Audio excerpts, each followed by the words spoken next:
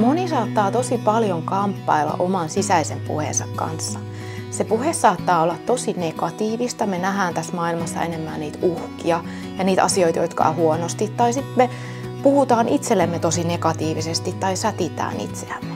Ja sisäisellä puheella on ihan valtava merkitys meidän elämässä. Ne ohjaa meitä, ne ohjaa meidän elämää. Ja jos se on hirveän negatiivista, niin silloin se meidän elämäkin on väistämättä kurjempaa.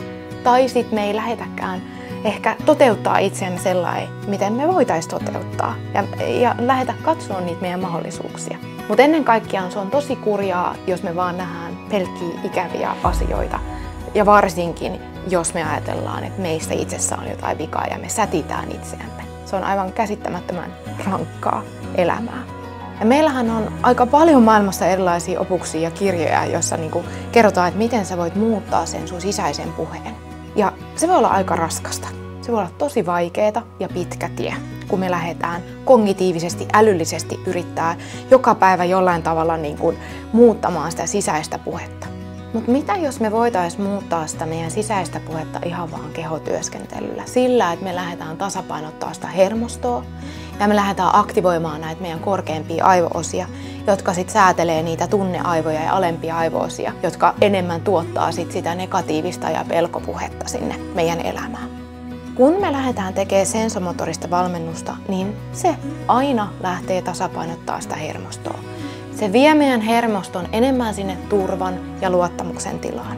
Jos se meidän hermosto on koko ajan taistele- ja pakenetilassa, ja nämä korkeimmat aivonosat ei säätele meidän alempia aivoosia, niin silloin me ollaan herkästi siinä uhka-ajattelussa.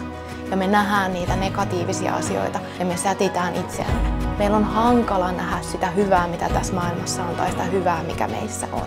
Me evolutiivisesti aina tietyllä tapaa, kun me ollaan taistele- ja pakenetilassa, niin me nähdään enemmän niitä uhkia, jotta me voitaisiin varautua niihin. Mitä jos me voitaisiin muuttaa sitä sisäistä puhetta ihan vaan sillä, että me tehdään erilaisia kehollisia harjoitteita? Meidän ei tarvitsisi vaan nähdä niin hirveästi semmoista älyllistä vaivaa. Mut jos me muutetaan se hermoston tila ja aktivoidaan ne korkeimmat aivonosat, niin silloin se muutos tapahtuu siellä väistämättä. Ei meidän tarvitse nähdä älyllisesti vaivaa sen eteen, että se sisäinen puhe muuttuu, vaan se tapahtuu luonnostaan. Ja sitä mä näen paljon tässä sensomotorisessa työskentelyssä. Se on musta edelleen tosi hämmentävää, koska välttämättä nämä asiakkaat ei ole lähtenyt millään tavalla tietoisesti muuttamaan sitä omaa sisäistä puhetta, vaan se on vaan tapahtunut. Ja sitten ollaan yhtäkkiä ikään kuin havahduttu siihen, että se oma sisäinen puhe on vaan muuttunut automaattisesti, ikään kuin luonnollisesti siellä. Ja se on hämmentävää ja se on niin hieno asia todistaa sitä. Jos sä haluat muuttaa sun sisäistä puhetta, niin mä suosittelen lämmöllä ja rakkaudella varaamaan sensomotoriseen valmennukseen ajan.